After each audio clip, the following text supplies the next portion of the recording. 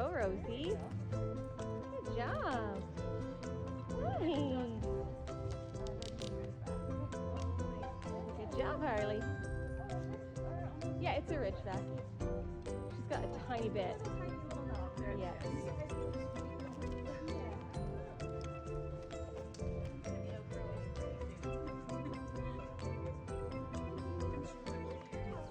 Yes. Good girl, Rosie. She's like, it's my birthday. This is all about me. She's just excited just to hear you. Good job, Rosie. Good girl.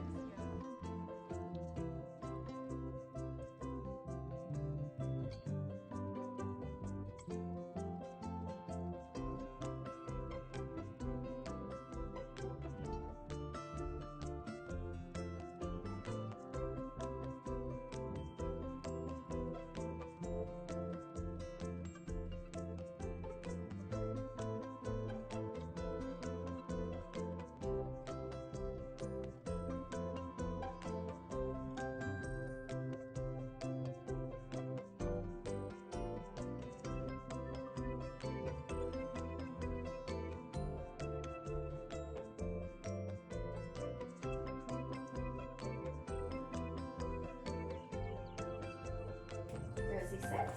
Yes, good girl. Down. Yes, good girl. Stand. Yes, good girl. Well done. Rosie, sit. Yes, good girl. Down.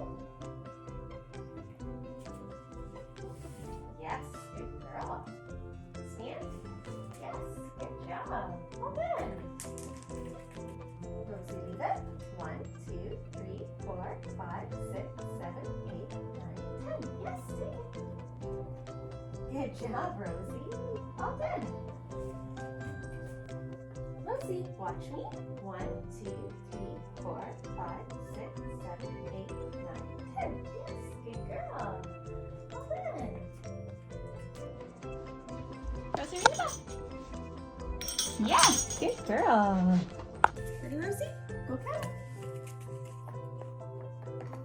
Yes, good girl. Rosie, stay.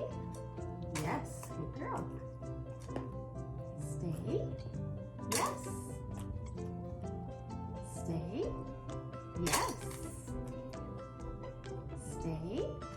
Yes. Stay. Yes. Stay. Okay. Rosie, stay.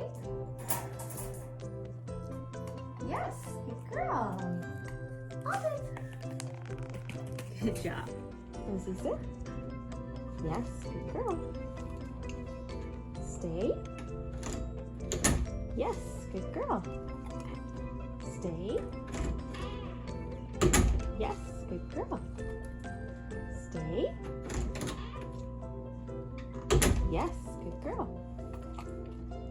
Stay. Yes, good girl. Stay. Yes, good girl. Stay. Yes, good girl. Stay.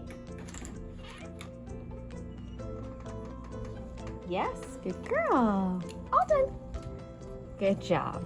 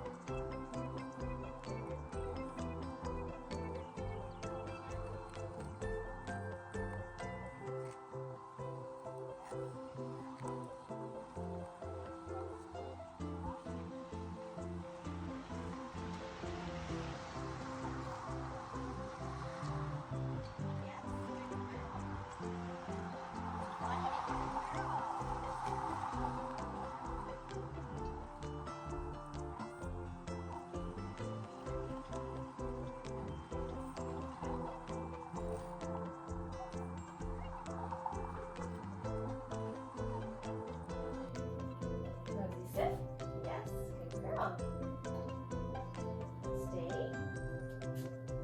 Yes, good girl. Stay. Yes, good girl. Stay.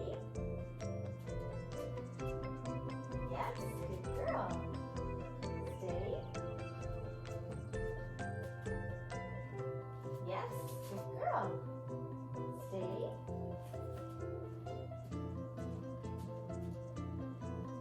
Yes, good girl. All done. Good job, Rosie. Good job. We're going to show you how Rosie does for her off-leash hikes. Ready, Rosie? Let's go. So I'm going to start out with a high rate of reinforcement reward her every time she checks in to begin with. And then as I see that I'm getting success and she's staying nearby, I'm going to start to lower the rate of reinforcement reward less often. What I want to do is try to find the sweet spot between rewarding enough so that she will check in here and there, but not so much that she never leaves my side. So you can see she's really not going off and sniffing exploring much yet. So I'm going to start to lower the rate of reinforcement, and as I do, good girl, I'm going to start to switch up the reinforcement to affection and praise sometimes. The reason I want to make sure that I do that is if I go from giving lots of treats to all of a sudden giving 0 treats, just because I don't want to give a treat every time, I might start to lose the behavior that I want, because that's the equivalent of ignoring the behavior, which is what I tell you to do for things that are attention seeking. So things like demand barking or jumping up for attention, anything that we don't like that our dogs are doing just to get our attention, we want to ignore those behaviors and walk away to teach them they're not going to get anything for it. If I start ignoring her check-ins just because I don't want to give a treat, I'm going to start to lose the check-ins, and that's not what we want to see happen at all. Out here, I'm mostly just using kibble for Rosie because we've practiced out here lots. It's really easy for her to make the choice to check in and work with me, so I don't have to use a lot of high-value treats. But I know if you go somewhere new, you're going to need to switch it up with some higher-value things. So things like chicken, hot dogs, cheese, liver. The idea is you want your best value treat to trump anything in the environment so that whenever we ask her to do something, she happily does it, expecting to get the best outcome from us. Now, as we're building up this reinforcement history that all the best stuff comes from us, it's important to let your puppy drag a long line to prevent them from running off and self-rewarding in the environment. So what I mean by that is if I go somewhere new and I don't have a leash on her at all and she runs off chasing birds and squirrels, that's what she's going to find reinforcing. So that's what she's going to continue to do every time she gets into that environment.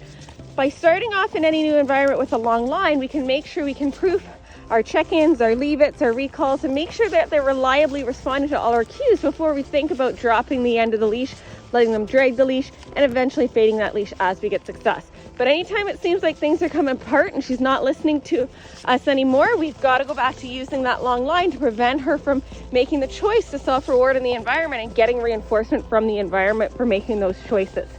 Good girl. I've hidden on Rosie. We're going to do a recall. Rosie, come! Good girl.